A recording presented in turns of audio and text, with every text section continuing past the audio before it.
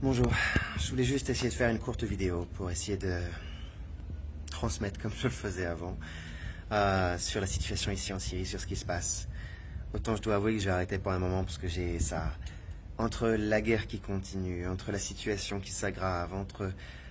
J'ai perdu l'énergie, j'avoue que j'ai perdu l'énergie. Ici sur le terrain on continue de se battre, on continue d'essayer de s'accrocher, on continue d'essayer de faire ce qu'on peut pour essayer de faire une différence, mais de manière générale, il y a quelque chose qui est mort à l'intérieur. Pour résumer un peu ce qui s'est passé ces derniers mois, Alep a été libéré juste avant l'apparition du corona. On avait encore des snipers, on recevait encore des bombes dans la ville.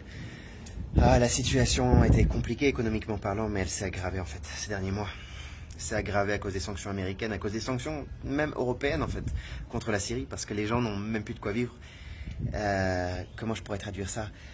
Avant 1 dollar, avant la guerre, 1 dollar, ça équivalait à 45 livres syriennes. Maintenant, 1 dollar équivaut à 2500 livres syriennes. C'est un peu comme si du jour au lendemain, tu avais une baguette à 80 centimes et que maintenant tu la payes presque 80 euros. Voilà. C'est devenu très très difficile. Comment je pourrais traduire ça? Les gens ont perdu l'espoir. Et les gens sont en train de perdre l'espoir. Parce que finalement, la guerre a trouvé une sorte de second visage. Comment je pourrais expliquer ça? Et j'en ai déjà parlé avant.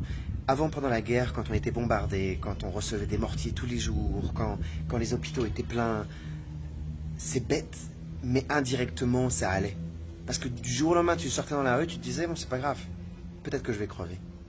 Peut-être pas. Du coup, tu te disais, t'as un échappatoire. Et en fait, moi, ça fait quand même des années que j'essaie de me battre et voilà, j'ai pas envie de mourir. Et j'ai jamais eu envie de mourir. Mais tu savais que peut-être que ça allait t'arriver. Et les gens qui vivent en Syrie, ils se disaient, bon, bah, quand ça y est, quand ce sera terminé avec les terroristes, on va pouvoir vivre, on va pouvoir recommencer, on va pouvoir... Et puis non. En fait, maintenant, avec la libération d'Alep, les gens se sont rendus compte que bah, maintenant, on n'a plus les bombes, on n'a plus les terroristes. En tout cas dans le centre-ville, et on n'a plus de bombardement ils sont toujours là. Le pays est toujours en guerre.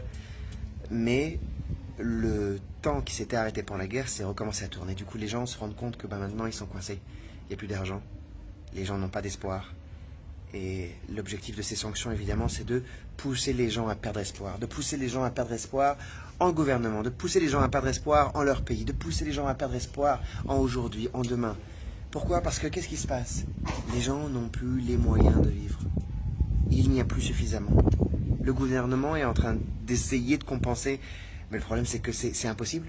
C'est impossible. Les États-Unis ont voté cette nouvelle loi qui s'appelle CISA, Civilian Protection Act. En gros, la loi pour protéger les civils. Sauf que c'est purement... Le pays est en état de siège. Le pays est en état de siège. Donc ces lois, aujourd'hui, ces sanctions qui prétendent aujourd'hui être là pour défendre la population, c'est comme si tu disais, il y a 500 ans, que tu faisais un siège sur un château avec 1000 personnes dedans pour affamer le roi. Non. Comment et pourquoi ces sanctions existent? Ces sanctions, elles existent pour faire en sorte d'affamer la population. Faire en sorte que les gens, ils suffoquent. Jusqu'au moment où ils vont se débarrasser du gouvernement et qu'on arrive à la même solution, finalement, qu'à travers les terroristes. Faire ensemble, faire en sorte de faire tomber le pays. Je ne saurais plus comment le traduire. Les gens sont crevés. Les gens sont crevés parce qu'ils rentrent à la maison. T'as les enfants qui les accrochent et qui leur demandent « Papa, je veux manger du riz. Papa, je veux manger des cerises. Papa, je veux manger des abricots. Papa, je voudrais manger un shawarma. Papa, je veux... » Les gens, ils travaillent jour et nuit et ils n'ont pas l'argent. Ils n'ont plus l'argent. Ils n'ont plus l'argent parce que le pays est totalement écrasé par les sanctions. Le pays est écrasé par 10 ans de guerre. Et c'est encore la guerre. Il faut que les gens se rendent compte qu'aujourd'hui, on est en train de détruire un pays à travers des sanctions qui ne touchent que la population. Les gens sont en train de crever. Et pas seulement en train de crever la dalle. Ils sont en train de crever par manque d'espoir. Je ne sais pas si on se rend compte en dehors de ce qui se passe. Moi, je perds l'énergie de faire ces vidéos. Je ne sais plus quoi faire. Je partage ces témoignages. On est en train d'essayer de faire des programmes avec les familles. On est en train d'essayer de trouver des solutions, mais on a l'impression qu'on fait ça dans le vent presque. Donc je ne sais plus quoi faire. Je ne sais plus quoi dire. Si les gens pouvaient simplement écouter. C'est tout ce que je peux dire. J'ai pas l'énergie de dire plus. J'espère simplement que les gens vont écouter et vont comprendre ce qui se passe réellement.